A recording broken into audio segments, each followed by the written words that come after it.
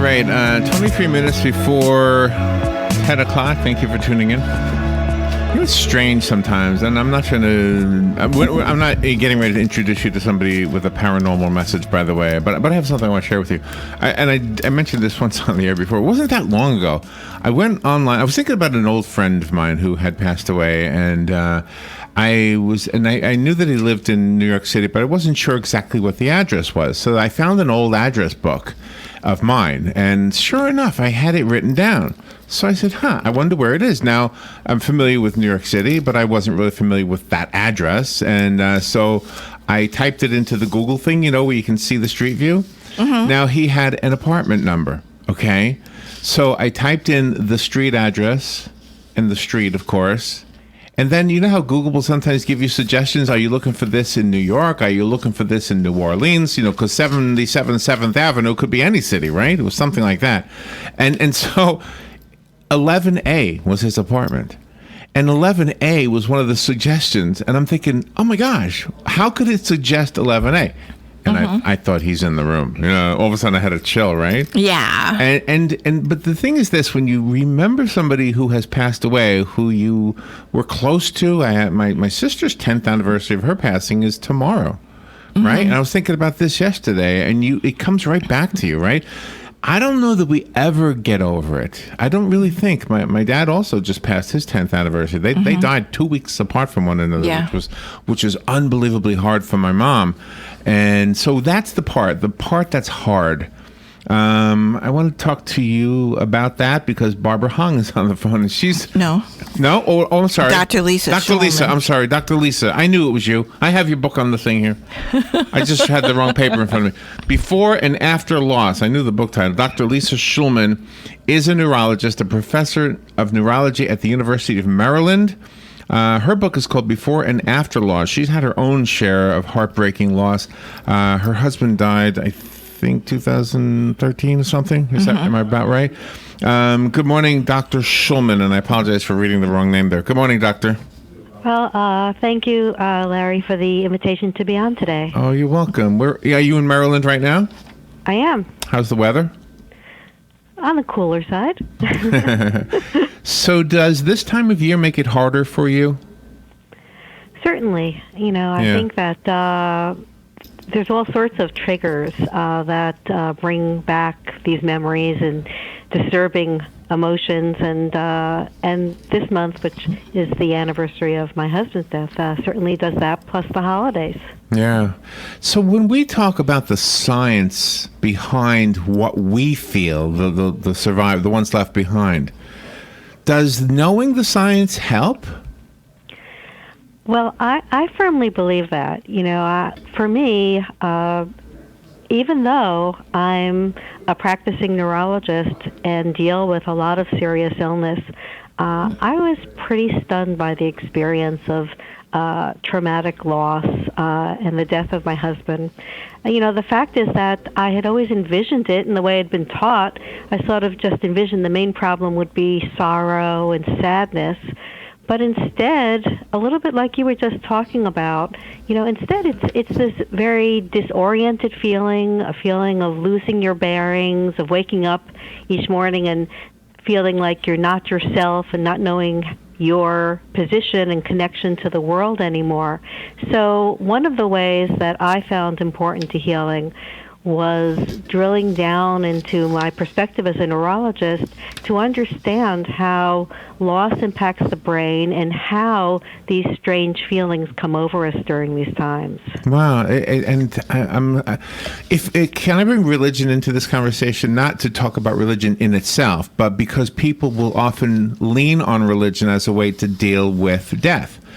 And that also is a question for me. And I'm not questioning religion or anybody's religion. I'm just saying, for me personally, when somebody says they're in a better place, not that I don't believe that, I think I do, but I don't know that it helps me at all. Do you know that? Does that make sense?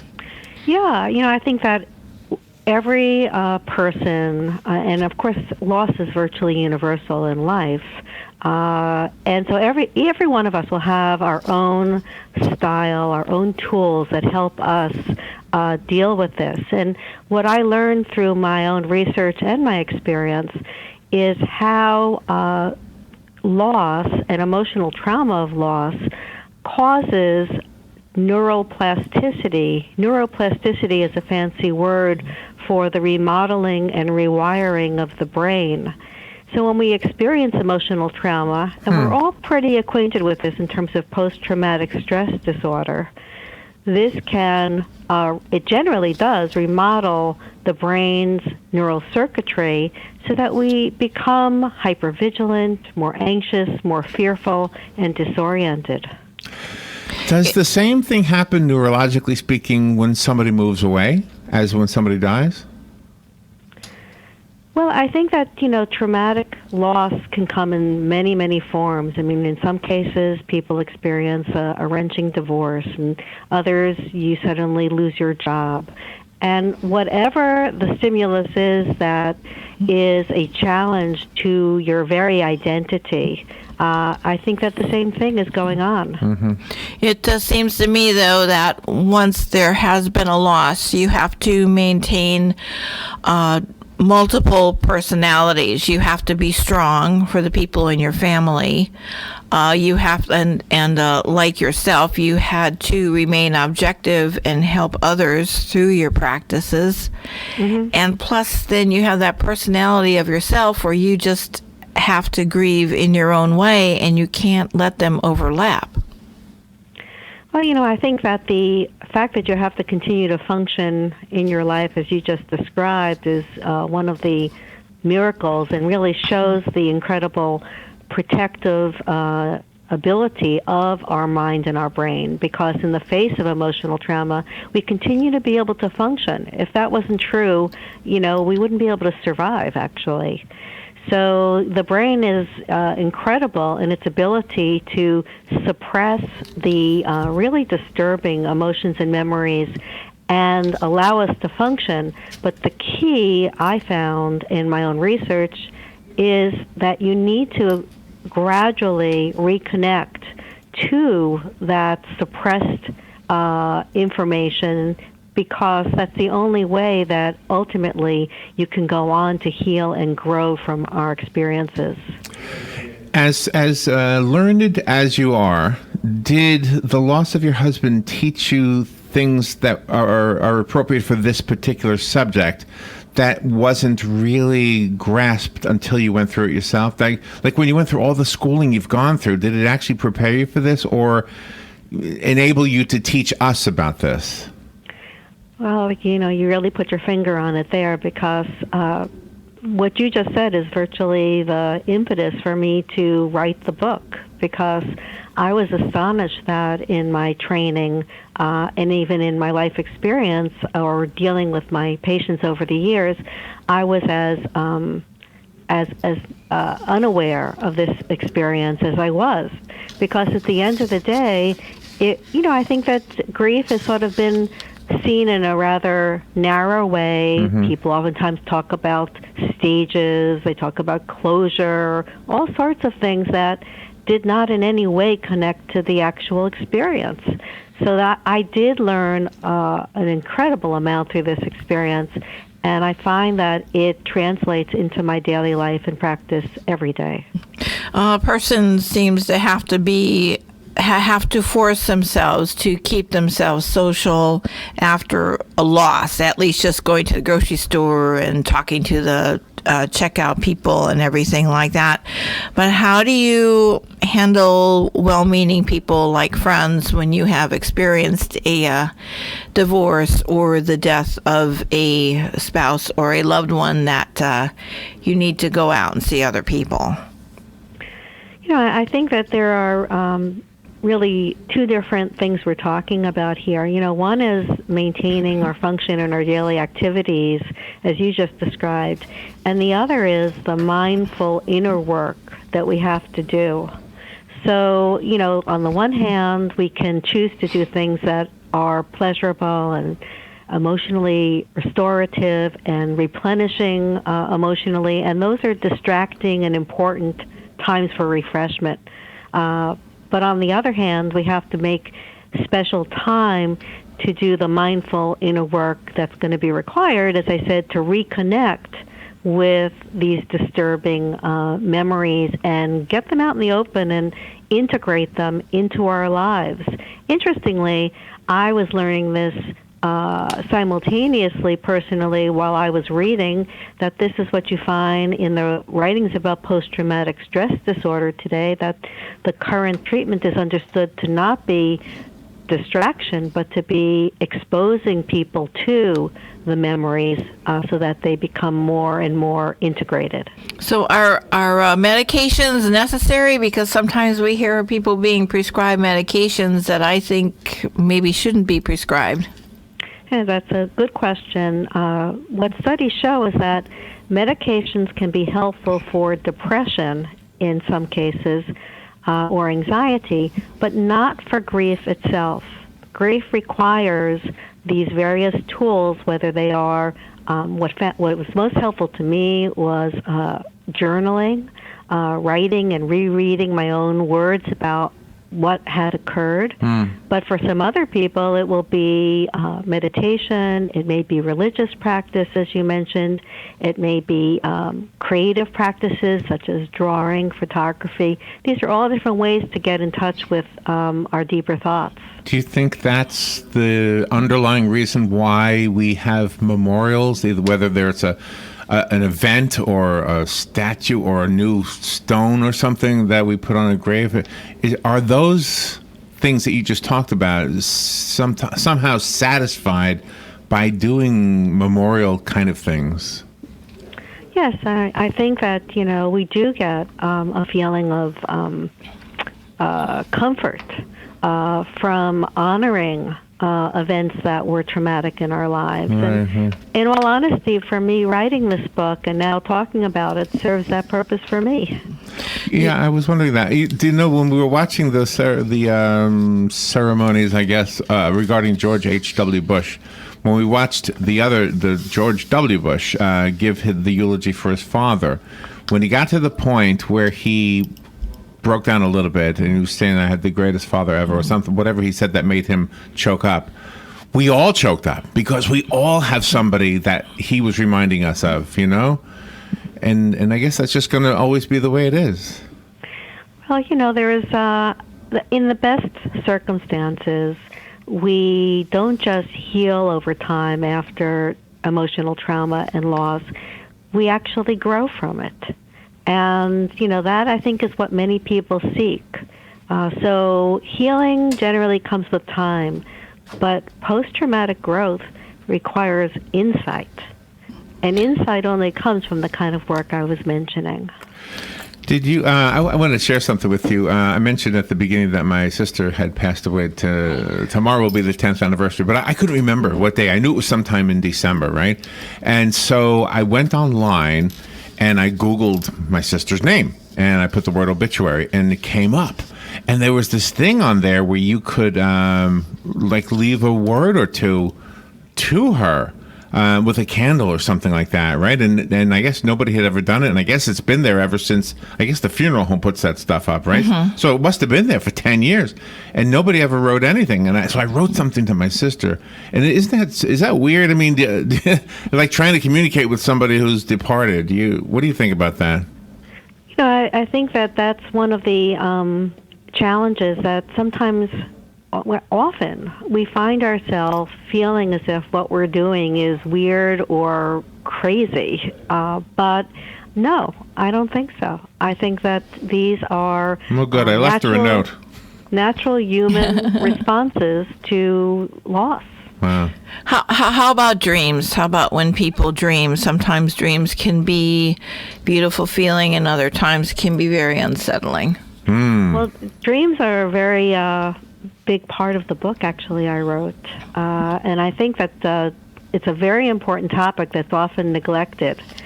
When you think about it, the very material I've been talking about that's suppressed, these disturbing memories, those are the stuff that dreams are made of, because dreams are the very things that aren't easily consolidated and integrated during the night. They continue to stir up emotions and feelings. So it's very important to, again, understand and recall these suppressed emotions, to quiet those disturbing dreams and intrusive thoughts by day that are caused by that material. Wow. Yeah, I've had dreams, and maybe this is true for everybody.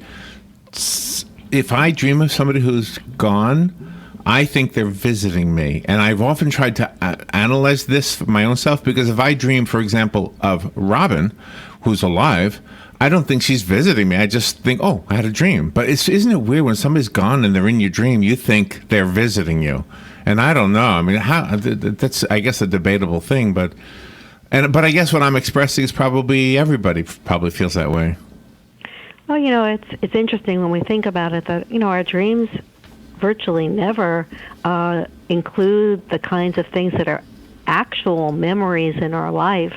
Instead, they're just filled with these symbols that can be so mysterious, and these are the very things that contain information about what is continuing to be disturbing to us.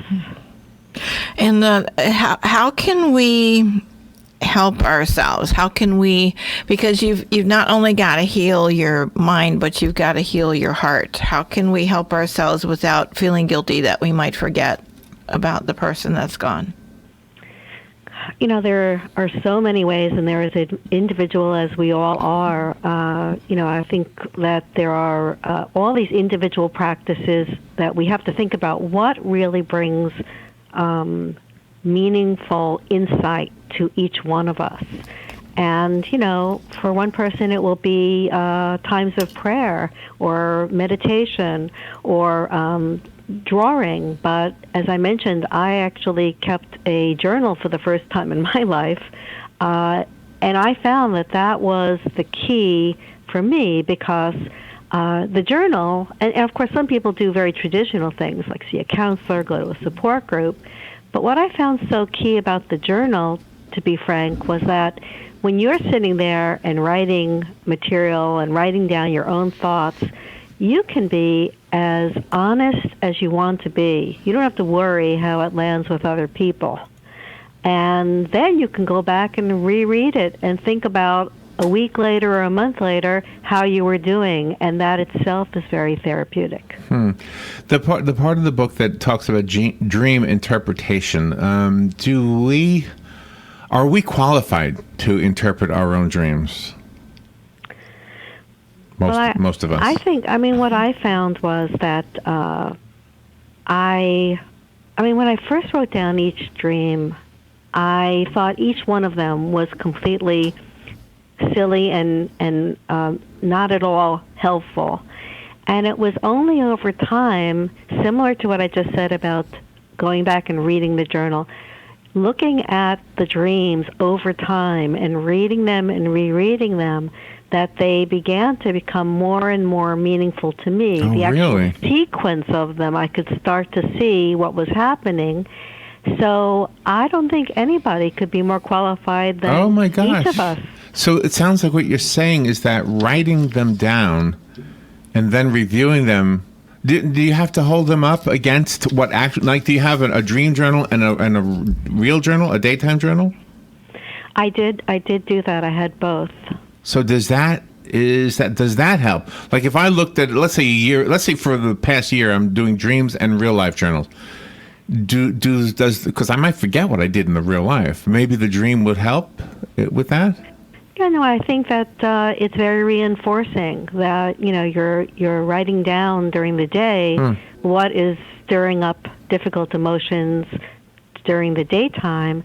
And then ultimately, the strange symbols and sequences you see in your dream begin to make some sense. The problem with me is I'm going to have a hard time finding my glasses. I'm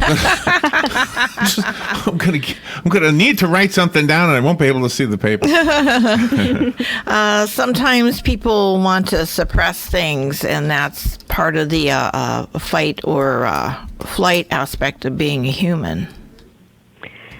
Well, I think that there are these two different modes that how we deal with trauma. One is, as you just said, fight or flight, and that can be triggered by some pretty obvious things like seeing a photo, or maybe somebody tells you a story about your loved one, and it triggers a lot of emotion. But sometimes it's strange. You could walk into a place and it isn't immediately apparent why you feel like a feeling of anxiety and even panic washes over you. So fight or flight keeps us in this hyper-vigilant mode, which needs to be quieted down and tamed over time. And some of the things we were talking about reconnecting with these suppressed emotions is how you get there. Does the book, let me just re-mention the book because we're almost out of time. The book is called Before and After Loss. I did find it on Amazon, so you can get it there. Dr. Lisa M. Shulman is the author. Do you want to recommend a website besides Amazon? Amazon is good, or you can go on to the publisher, Johns Hopkins University Press, to purchase it. Okay, excellent. And do you think the book would help somebody? I don't think there's ever been a time when I felt uncomfortable because somebody brought up the name of somebody who had passed. I feel like it's never bothered me, but at the same time, I always resist. What's the good word? I stay away from mentioning to other people. Like if I know somebody who had a wife that died or something, I don't bring it up ever. But I don't mind if somebody says something to me about those people. Is that weird? I do think that there is something healthy about demystifying loss and death and grief and kind of normalizing it. Because, again, if you bottle it up inside you, that isn't going to be the way forward. And nobody can deny that it is part of life, but at the same time, that doesn't make it any easier, Just, right. It's part of life. Exactly. I love the way you talk, by the way. It's such a gentle, you're a really good psychologist. It doesn't say psychologist on your list here, but you are. Did you voice your own audiobook? Yeah, did you do that? There is an audiobook, but I actually offered to do it, but they preferred to have a professional. I would have preferred to have you. Dr. Shulman, thank you for being on the show with us today. Thank you for having me. Really good interview. We'll be right back. Okay, bye-bye. Broadcasting from the Paddock Mall Studios, this is WOCA, Ocala. Fox News, I'm Lillian Wu. A case of he said. First of all, nothing at the Trump Organization was ever done unless it was run through Mr. Trump. The president's ex-personal attorney, Michael Cohen, telling ABC's Good Morning America, then candidate Trump directed him to make hush money payments in the weeks leading to the election. President Trump pushing back against the accusations in a sit-down with Fox's Harris Faulkner. He represents a client. I never directed him to do anything incorrect or wrong. And he understands that. Cohen this week sentenced to 3 years. Clarity over a Blurred Lines lawsuit over the Robin Thicke hit. A California federal judge ruled this week that Thicke and Pharrell Williams have to pay nearly $5 million to the family of Marvin Gaye because the song is similar to Gaye's 1977 single, Got to Give It Up. Fox's Tanya J. Powers. This is Fox News.